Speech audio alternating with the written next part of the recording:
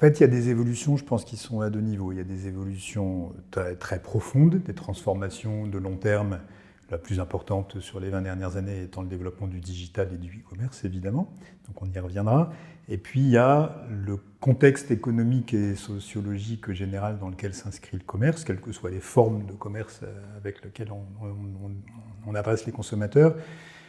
Et là, on sort de 20 ans qui ne sont pas très faciles pour le commerce. Je ne reviens pas sur la succession de crises auxquelles on a eu droit depuis 10 ans, entre le Covid, les problèmes de rupture d'approvisionnement, le coût des containers en Chine, l'inflation, etc., etc. Donc on est sur un contexte qui a été incroyablement chahuté pour les commerçants sur les dernières années.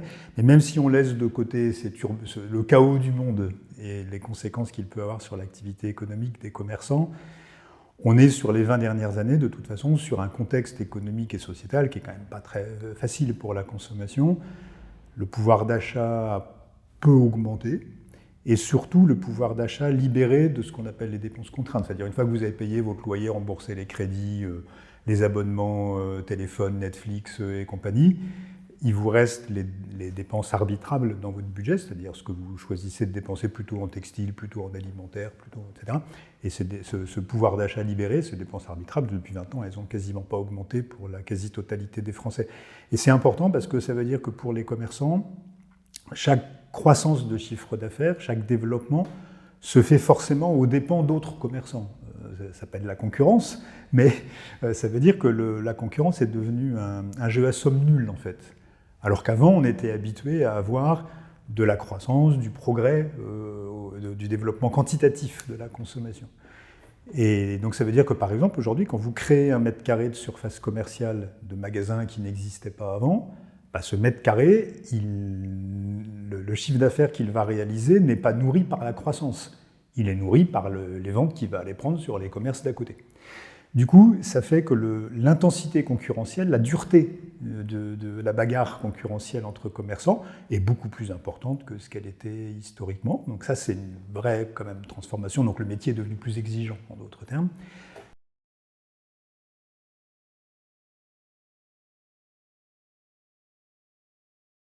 D'autant que vous avez, je reviens à mon premier point sur les transformations plus structurelles, vous avez des formes de commerce nouvelles qui sont apparues, avec en particulier le digital et le e-commerce. Alors, il n'a pas mis à terre le commerce physique. Le développement d'Internet et du e-commerce, ça a commencé il y a 25 ans. Aujourd'hui, il est à peine à 15% de part de marché, un peu plus, un peu moins selon les secteurs. Donc 15% de prise de part de marché en 25 ans, ce n'est pas un développement fulgurant, il ne faut pas exagérer. Mais enfin bon, c'est toujours 15% de chiffre d'affaires qui ne sont plus dans les magasins. Et comme je disais, le gâteau n'augmentant plus, bah, si on vous enlève 15% du gâteau, bah, voilà. Et donc la rentabilité, le compte d'exploitation, le modèle économique du commerce, c'est plus tendu de manière très claire qu'il n'était il y a 10 ans ou 20 ans. C'est un métier qui est plus dur sur le plan économique et dans lequel, pour utiliser des expressions un peu imagées, on est obligé d'aller chercher le chiffre d'affaires avec les dents, hein, il ne vient plus tout seul. Donc il faut aller se bagarrer pour aller avoir des clients, avoir du chiffre d'affaires, et dans lequel on est obligé d'avoir une gestion de son activité beaucoup plus précise, en fait. Traditionnellement, il y a 20 ans, 30 ans, on faisait du commerce en faisant correctement son métier, en s'occupant bien de ses clients, en manageant bien ses salariés, en faisant correctement son métier, ça suffisait quelque part. Quand on faisait bien le métier, on gagnait de l'argent et ça marchait bien. Aujourd'hui, vous êtes obligé d'avoir un niveau de précision de ce que vous faites beaucoup plus grand, vous n'avez plus le droit à l'erreur en fait. Donc dans le choix des produits, la fixation des prix, sur quoi vous décidez d'investir ou pas, quels produits vous allez mettre en avant ou pas mettre en avant, c'est ce qu'on appelle le commerce de précision. Bien sûr, la précision, elle est basée sur la compétence humaine, mais elle est de plus en plus aussi basée sur la data, la fameuse data dont on nous parle tant. Et ça crée des façons de travailler, des besoins d'investissement technologique et des besoins de compétences dans les entreprises du commerce qui, évidemment, ne sont pas les mêmes que celles dont on avait besoin avant. Ça, pour moi, sur les 10 dernières années, c'est vraiment les évolutions les plus profondes qui ne sont pas terminées, qui vont se poursuivre sur les années qui viennent. Mais après, sur les années qui viennent, il y en a d'autres qui vont venir s'ajouter.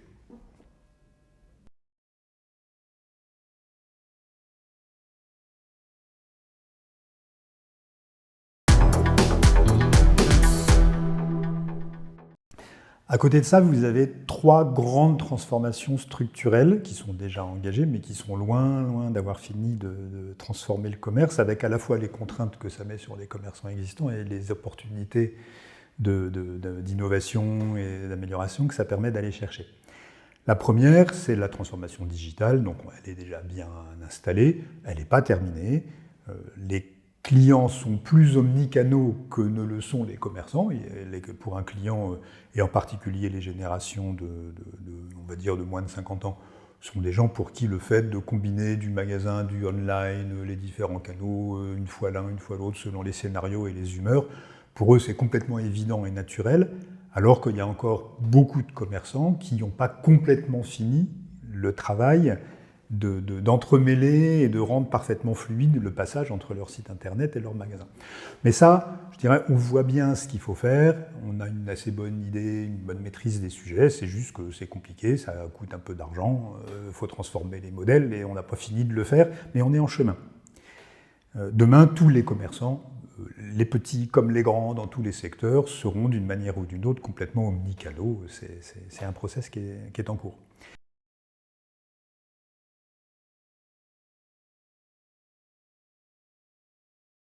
La deuxième transformation qui va de pair avec ça pour partie, et avec la dureté des temps aussi, c'est la transformation de la data, c'est la transition data, c'est ce qu'on appelle donc le commerce de précision, c'est-à-dire qu'au lieu de travailler à l'énergie et en fonction de l'expertise humaine, je viens rajouter à ces composantes-là un besoin de précision de toutes les micro-décisions qu'on prend dans le commerce. Dans le commerce, vous arrêtez jamais de prendre des centaines de milliers de micro-décisions.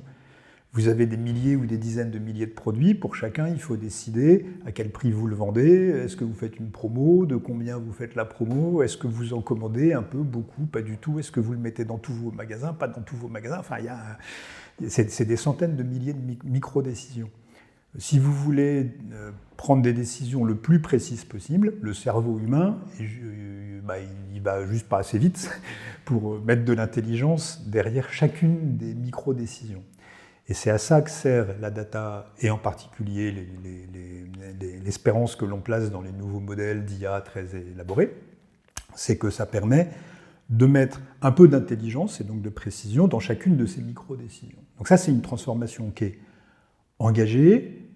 Là aussi, on commence à voir assez bien vers quoi ça peut nous emmener, c'est-à-dire à la fois des gains de productivité sur les tâches à faible valeur ajoutée, notamment en back-office, et à la fois plus de pertinence dans les politiques commerciales et de gestion. On voit bien la trajectoire.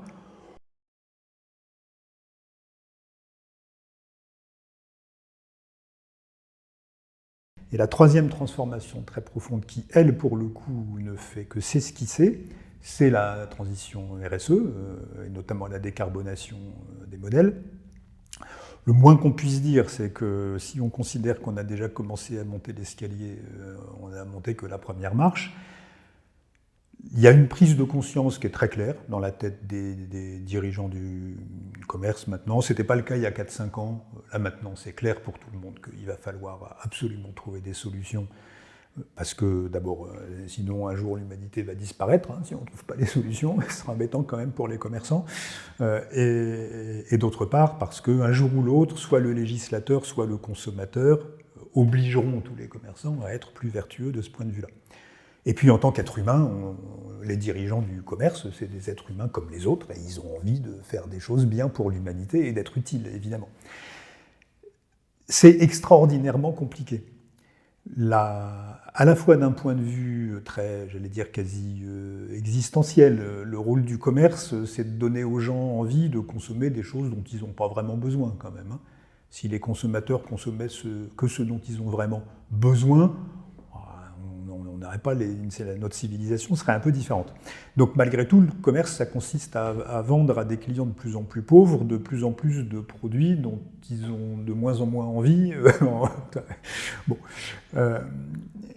Donc c'est un challenge pour la raison d'être même de certains commerçants.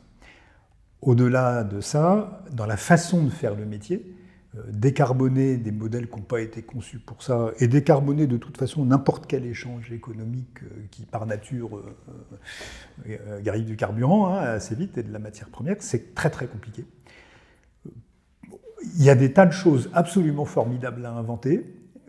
Il y a des tas de tests, d'initiatives, il se passe plein de choses absolument géniales dans la matière. Nous, on décerne par exemple chaque année des prix, ce qu'on appelle les merci du retail, pour remercier les commerçants qui prennent des initiatives particulièrement vertueuses vers un commerce responsable.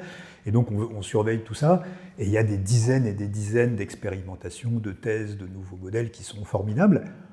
Par contre, comment vous rentabilisez ça? Comment vous gagnez de l'argent avec ça? Que ce soit sur du circulaire, de la location, de la seconde main, des produits plus sains, éco-conçus, etc., etc. C'est très compliqué d'arriver à rentrer ces initiatives-là dans des modèles économiques et des organisations existantes et de gagner de l'argent avec. Et donc, en ce moment, on est dans une période très compliquée sur le plan de la consommation et des chiffres d'affaires, et on voit bien que chez beaucoup de distributeurs, la préoccupation RSE et décarbonation, elle est un peu moins importante. Quand la fin du mois est difficile, la fin du monde est un peu plus loin, quoi. Cette transformation-là, il va falloir la réussir, il va falloir trouver des solutions, il va falloir être très créatif, imaginatif et accepter de se faire un peu mal sur les habitudes et les modèles et les organisations existantes. Donc on peut le regarder de deux façons, on peut se gratter la tête avec un peu d'inquiétude en se disant « comment je vais faire ça, comment on va y arriver ?» C'est juste une contrainte de plus alors que c'est déjà dur.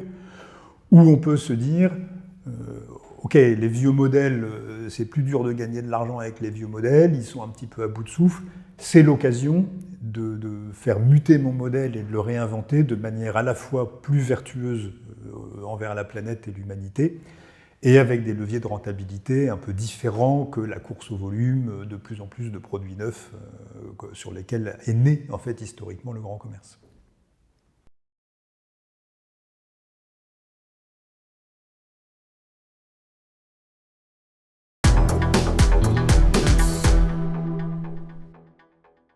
Je pense qu'il y a un double phénomène sur l'évolution des métiers du commerce. D'abord, il y a un phénomène d'enrichissement des types de compétences, de profils dont on a besoin, soit avec des gens spécialisés dans ces domaines, soit dans le fait que chacun dans l'entreprise soit un peu plus diversifié dans ses compétences. C'est évident sur le digital. Quand on parle de data, on ne va pas tous devenir des data scientists et apprendre à coder sous Python. Mais par contre, on a tous besoin d'apprendre à prendre des décisions sur des bases un petit peu plus rationnelles et analytiques.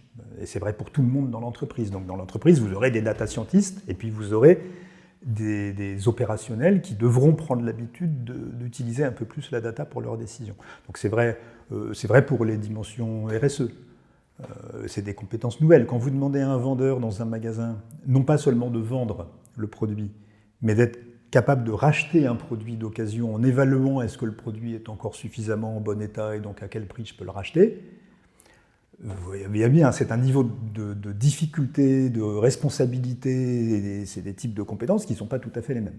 Donc, parce que les modèles de retail s'enrichissent, parce que le métier se complexifie, vous avez besoin d'avoir dans l'entreprise des compétences dont vous n'aviez pas besoin avant, et vous avez besoin que chacun dans l'entreprise intègre, sinon des expertises, on ne va pas tous devenir des expertises en rachat de produits, mais une capacité à comprendre suffisamment tous ces nouveaux enjeux, toutes ces nouvelles dimensions pour adapter son comportement au quotidien.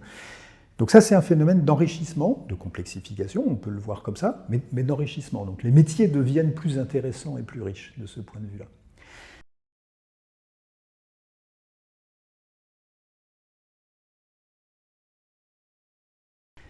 Donc ça, c'est un premier phénomène. Et il y a un deuxième phénomène qui est beaucoup lié à l'évolution de la technologie et notamment de l'IA et de la robotique, qui est que, là aussi, ça peut être une crainte, ça peut être une opportunité, de se demander comment la capacité d'automatisation de certaines tâches va impacter les métiers du commerce.